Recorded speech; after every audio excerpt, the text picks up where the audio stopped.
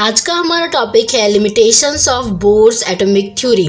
इस टॉपिक को पढ़ने से पहले आप इसके पहले वाले लेक्चर को जरूर देखना, जिसमें हमने बोर्स एटॉमिक थ्योरी क्या होती है वो बताया था।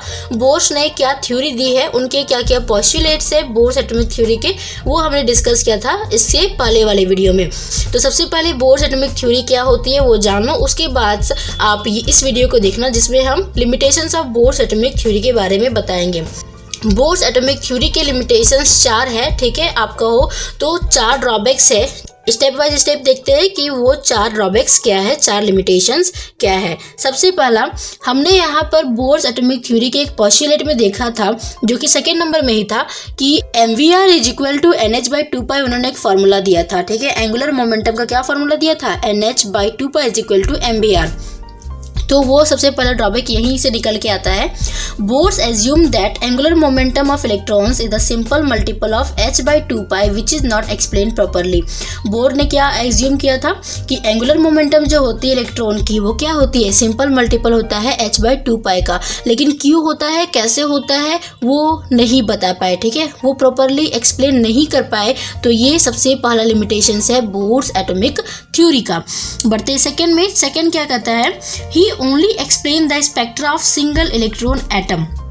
उन्होंने जो भी बताया था, ये जो आप देख रहे हो ये इलेक्ट्रॉन है, न्यूक्लियस है, ठीक है, ये ऑर्बिट्स है, तो उन्होंने सिर्फ बताया था एक ही इलेक्ट्रॉन के बारे में कि ये न्यूक्लियस के बाहर एक ही इलेक्ट्रॉन है, तो वो किस तरह से मूव करेगा, क्या करेगा, ठीक है। तो यहाँ पर ये था कि स्पेक्ट्रम उन्होंने केवल सिंगल इलेक्ट्रॉन का बताया। जैसे H हो गया He+, तो इसका 2 होता है ना, 1 माइनस कर दोगे प्लस है, तो यहाँ पर भी ये एक इलेक्ट्रॉन हो गया। लिथियम 2+ में भी एक इलेक्ट्रॉन होता है, Be3+ में भी एक ही इलेक्ट्रॉन बच जाता है। तो ये सारे जो जिसमें सिंगल इलेक्ट्रॉन्स होते हैं, तो उन्हीं के स्पेक्ट्रम को इन्होंने बताया था।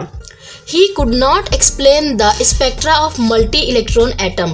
उन्होंने ये नहीं बताया कि अगर मेरे पास एक से ज़्यादा इलेक्ट्रॉन्स मौजूद है तो उनका स्पेक्ट्रम क्या होगा, ठीक है। वो मल्टी इलेक्ट्रॉन एटम्स के स्पेक्ट्रम को नहीं बता पाए, केवल उन्होंने सिंगल इलेक्ट्रॉन के स्पेक्ट्रा को बताया था। तो ये दूसरा ड्रॉबैक निकल के आता है बोर्स एटॉमिक थ्योरी का। तीसरा है, According to Bohr's, electron move with certain velocity, but Heisenberg discarded। Bore के हिसाब से जो इलेक्ट्रॉन है वो क्या एक सर्टेन वेलोसिटी में घूमते रहता है, मूव करते रहता है, ठीक है। जो हमने देखा था ना, जो ऑर्बिट्स होती है, सबसेल्स होती है, उसमें जो इलेक्ट्रॉन है अपने सर्टेन पाथ में घूमती रहती है, तो सही था। लेकिन उन्होंने कहा था कि वो जो इलेक्ट्रॉन होते हैं उनके पास एक सर्टेन वेलोसिटी होती है, और इस चीज़ को हाइजेनबर्ग ने डिस्कार्ड कर दिया, यानी कि नहीं माना कि ऐसा नहीं होता है। तो ये इनका तीसरा ड्रॉबैक है कि उनके पास सर्टेन वेलोसिटी नहीं होती है। उसके बाद चौथा है, जो फोर्थ पढ़ेंगे उसमें से ये है, यहाँ पर सबसे पहले हम 2 कॉन्सेप्ट को समझेंगे, तब जा करके हमें फोर्थ वाला ड्रॉबैक समझ में आएगा। चलिए समझते हैं। When a spectral line pass through the electric field, then it split up into many thin lines. This effect is called Stark effect। इसका कहने का मतलब है कि जब एक स्पेक्ट्रल लाइन जो होती है इलेक्ट्रिक फील्ड से पास की जाती है, ठीक है, ये हो गया स्पेक्ट्रल लाइन, और ये इलेक्ट्रिक फील्ड है पॉजिटिव नेगेटिव, ठीक है, एक तरफ नेगेटिव एंड एक तरफ पॉजिटिव एंड। इलेक्ट्रिक फील्ड से जब ये पास होती है तो ये जो स्पेक्ट्रल वाली लाइन होती है बहुत सारी पतली पतली लाइन में स्प्लिट अप हो जाती है, टूट जाती है, ठीक है। आप देख सकते हैं ये एक स्पेक्ट्रल लाइन आया, जैसे ही ये इलेक्ट्रिक फील्ड में एंटर करता है वैसे ये थिन लाइन में स्प्लिट अप हो जाती है, और इसी इफेक्ट को हम लोग क्या कहते हैं, स्टार्क इफेक्ट कहते हैं। सेम चीज आपका जीमैन इफेक्ट में होता है, बस यहाँ पर आपको इलेक्ट्रिक फील्ड के जगह में मैग्नेटिक फील्ड लेना होता है। जीमैन इफेक्ट के लिए हम क्या लिख सकते हैं, when a spectral line pass through the magnetic field then it split up into many thin line, this effect is called Zeeman effect. जब एक स्पेक्ट्रल लाइन पास करती है मैग्नेटिक फील्ड से, तो मैग्नेट में 2 पोल होते हैं, north pole and south pole, ठीक है। तो नॉर्थ और ये हो गया साउथ। आप इस तरह से दिखा सकते हो फिगर में, तो अच्छे से समझ में आ जाएगा कि कौन सा स्टार्क इफेक्ट है, कौन सा जीमैन इफेक्ट है। तो जीमैन इफेक्ट में क्या होता है, मैग्नेटिक फील्ड होती है, तो नॉर्थ और साउथ पोल होगी आपके पास। तो यहाँ पर जैसे ही स्पेक्ट्रम मैग्नेटिक फील्ड के सामने आता है, ठीक है, एंटर करता है मैग्नेटिक फील्ड में, तो ये भी जो है बहुत सारे थिन लाइन में टूट जाती है, स्प्लिट अप हो जाती है, और इस इफेक्ट को हम लोग जीमैन इफेक्ट कहते हैं, ठीक है।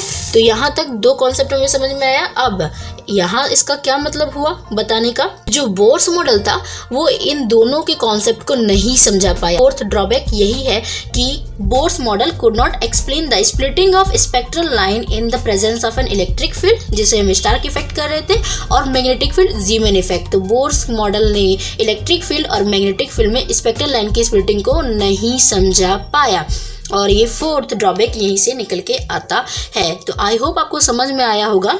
Limitations of Bohr's atomic theory समझ में आ गया होगा।